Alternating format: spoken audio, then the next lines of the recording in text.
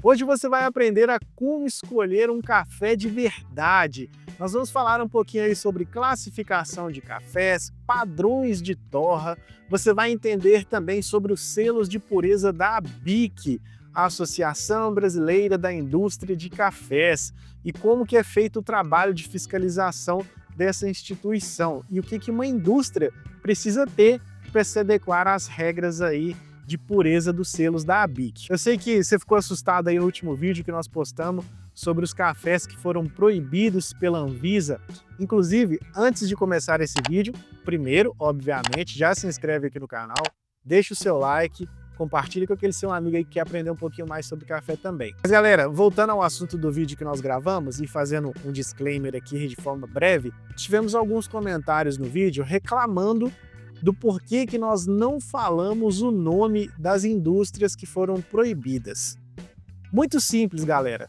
Primeiro, porque o vídeo que nós postamos, ele vai ficar no YouTube para sempre. Então, as empresas que foram proibidas, elas caíram nessa fiscalização, naquele lote de cafés. O que não significa que elas não irão se adequar, corrigir o que estava errado nas suas produções e voltar a fornecer um produto de qualidade no mercado. Então, pessoal, não cabe a nós julgar a produção dessas empresas, é para isso que os órgãos competentes estão trabalhando. Mas, se você é curioso e quer saber quais foram as marcas proibidas, o link da reportagem está na descrição do vídeo e eu deixei fixado no comentário lá. E se você não assistiu o vídeo, vai lá e dá uma olhada que a gente dá umas dicas bem legais aí para você identificar cafés adulterados.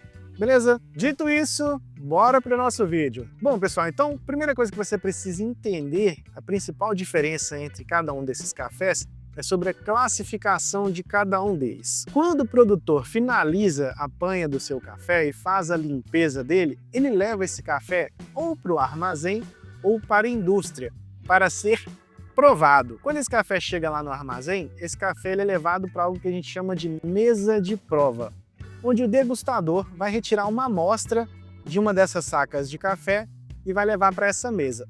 Lá ele vai avaliar uma série de atributos do café e vai dar uma classificação do tipo de bebida que esse café se adequa.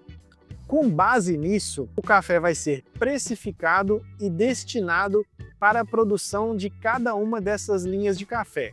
Ou vai ser para os cafés especiais, ou gourmet, ou superior, ou extra forte. Então, como que funciona a classificação da bebida desses cafés? A gente vai começar de cima para baixo.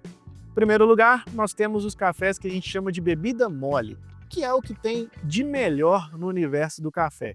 São cafés padronizados, com notas sensoriais, produtos de excelência, o que existe de melhor. Esses cafés são direcionados para a indústria dos cafés especiais. Abaixo dos cafés bebida mole, existe o que a gente chama de café bebida dura. São excelentes cafés, têm um grau de padronização muito bacana também, mas já tem um pouco mais de defeitos do que os cafés bebida mole. São cafés muito bons, mas que em alguma das vezes, por exemplo, não tem as notas sensoriais tão apuradas quanto os cafés de bebida mole. Esses cafés são direcionados para a indústria dos cafés gourmet. São excelentes cafés, porém já é um pouquinho abaixo do bebida mole. Abaixo do café bebida dura existe o que a gente chama de café riado. O café riado já começa a ter um pouquinho mais de imperfeições. Então, às vezes, pode ser um lote de café que veio com um pouquinho mais de café verde, o cafezinho brocado ou outro, mas ainda assim é um café muito bom. Não é tão selecionado quanto o bebida dura e o bebida mole, mas ainda assim é um excelente café. Esses cafés são direcionados para a indústria do café superior. E abaixo do riado existe o que a gente chama de bebida Rio, que são os cafés que apresentam o maior grau de imperfeição. Então, quando o provador coloca esse café na mesa de prova, é um café que tem muitos defeitos de sabores. Então é um café que tem muito café verde, muito café brocado, café com deficiência genética, então as sementes não têm padronização de tamanho. Então são cafés que secam às vezes de forma errada e dá aquele gosto de azedo, de verde. Esses cafés são os cafés que são direcionados para a indústria dos cafés tradicionais e extra forte. Porém, ainda assim, é 100% café. Pessoal, por aí a gente já começa a entender um pouquinho da gigantesca diferença de preço de um para o outro. Aqui, por exemplo, quando o produtor vai levar o café dele para provar, cara, todo mundo fica pedindo a Deus aqui para que o café dê o que a gente chama de café bebida, que aí vai ser um café do bebida dura para cima, que são os cafés mais valorizados. Quanto pior a bebida do café, mais barato ele vai ficando e menos valor esse café tem no mercado. Por exemplo, na cotação de hoje, um café Rio, o valor da saca de 60 quilos está R$ 1.500 na cotação de hoje.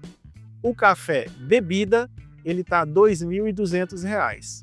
Então já é uma diferença gritante. E quando a gente fala em indústria, produção de larga escala, você pensa bem, você economizar R$ 700 por saca de café para uma indústria que torra aí às vezes 1 milhão de sacas no ano é muito dinheiro. Então, com base nessa classificação dos cafés, é cada um direcionado para a sua finalidade de produção. Bom, então o café chegou lá para a indústria, ele foi separado para qual o setor que ele vai.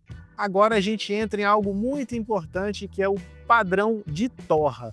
Por que os cafés extra fortes são tão torrados, queimados, e os cafés gourmet e os cafés especiais têm o que a gente chama de torra média? Galera, é muito simples. A torra nos cafés tradicionais extra fortes precisa ser mais intensa justamente para esconder esses defeitos que existem na bebida do café. Então, se você pegar um café Rio e fizer uma torra média nele, é quase impossível você conseguir beber um café desse sem açúcar. Ele vai estar amargo, azedo, um gosto de verde na boca. Então fica um café muito ruim. E quanto mais você torra esse café, mais você aperta na torra, mais você queima o grão, a tendência é que você, com o amargor que essa torra vai trazer para o café, você esconda os defeitos de sabor que existe nele.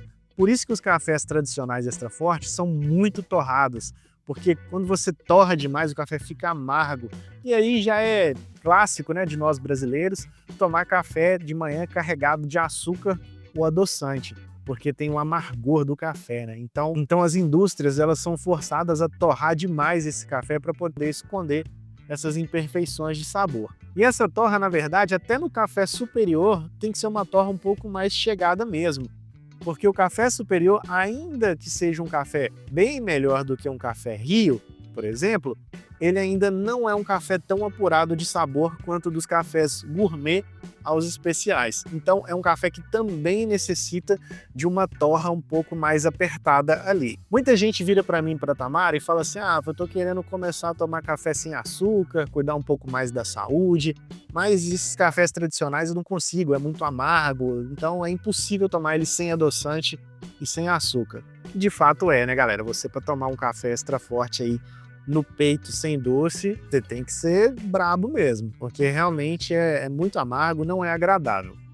O que eu te aconselho, se você está querendo começar a melhorar um pouco mais o seu paladar, migre para os cafés gourmet. Aqui já entra o que a gente chama, que eu te expliquei sobre o café bebida dura. São cafés muito bons, cafés selecionados. E aqui você consegue ter um café torra média que você vai conseguir tomar ele sem precisar adoçar. São cafés que eles não têm aquele tanto de café brocado, café verde, café com imperfeição, igual existe no café Rio. Então, o café gourmet, ou o café bebida dura, ele tende a ser um café que quando você coloca ele na sua boca, ele tem um sabor mais neutro. Ele não amarga e ele nem é aquele café que vai ter uma nota sensorial muito evidente quando você coloca na boca. Então ele é o café bebida dura, é um café mais ali neutro mesmo, tem o sabor do café, mas ele não é um café que vai amargar e não é um café também que você vai sentir as notas sensoriais assim apuradas. Mas falando em custo-benefício, a melhor opção para você consumir são os cafés gourmet. Justamente por isso, é um café que ele não tem um preço muito alto, e é uma porta de entrada para você passar para os cafés especiais. Os cafés especiais, pessoal, ele já entra ali numa espécie de experiência gastronômica. É como você tomar um vinho, um bom vinho de uma marca conceituada. Então, são cafés que eles vão ser, sim, cafés caros, não é barato. 1 quilo de um bom café especial hoje, você vai facilmente pagar aí próximo dos R$ 200 o quilo. Já um café gourmet, você encontra bons cafés gourmets aí na faixa de R$ 90, R$ 80 o quilo. Então, tá pensando em começar a tomar um café sem açúcar, tá querendo melhorar um pouquinho? O que eu te aconselho? Primeiro, saia dos blends do tradicional e extra forte e migre para os cafés superiores. Você já vai sentir uma diferença gritante. Já vai começar a reduzir um pouco mais o açúcar, o adoçante, o seu paladar vai ficar um pouco mais limpo. Depois que você acostumou com o café superior, você já migra para o gourmet aos poucos. Existem cafés gourmets, por exemplo, para você que não gosta de café claro, tem café gourmet que ele tem uma torra mais intensa. Isso aí já é algo mercadológico do Brasil. O brasileiro gosta de café preto. Então, as grandes marcas já entenderam isso. A gente aqui na Apego também, a gente tem o café gourmet torra intensa e torra média. Então, se você não gosta de café torra média, procure uma boa opção de um café gourmet torra intensa. Vou te dar algumas sugestões, por exemplo. A Três Corações, por exemplo, tem uma linha muito boa de cafés gourmets e ela tem a diferenciação de torras. Ela tem tanto torra intensa quanto torra média. O Café Bajo é um excelente café. O Nick Cafés também tem cafés muito bons. A própria Pilão tem uma marca de cafés gourmet também muito boas. E um outro conselho também, se você puder, eu te aconselho a investir em um moedor, galera. Moedorzinho de mão. Tem moedores aí que você vai pagar em torno de 150, R$ 100, um moedor muito bom. E aí você começa a optar já por cafés em grãos. Aí você já deu um salto gigantesco. Porque o café em grão, ele, além de você ali ver o café, de fato não tem como, em espécie alguma, ter algum tipo de impureza. Você moer o café na hora é algo que não tem como te explicar a diferença que tem de um café moído.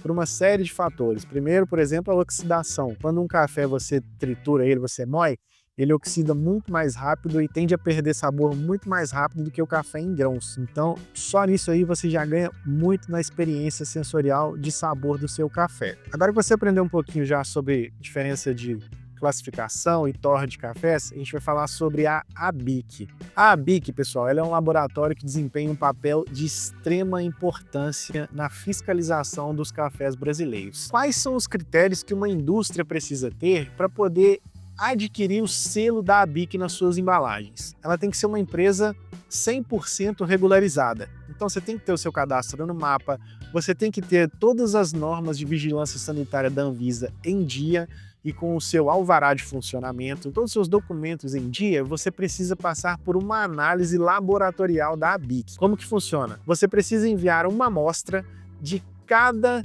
padrão de café que você vai trabalhar. Lembra que eu te ensinei sobre os tipos de bebida do café?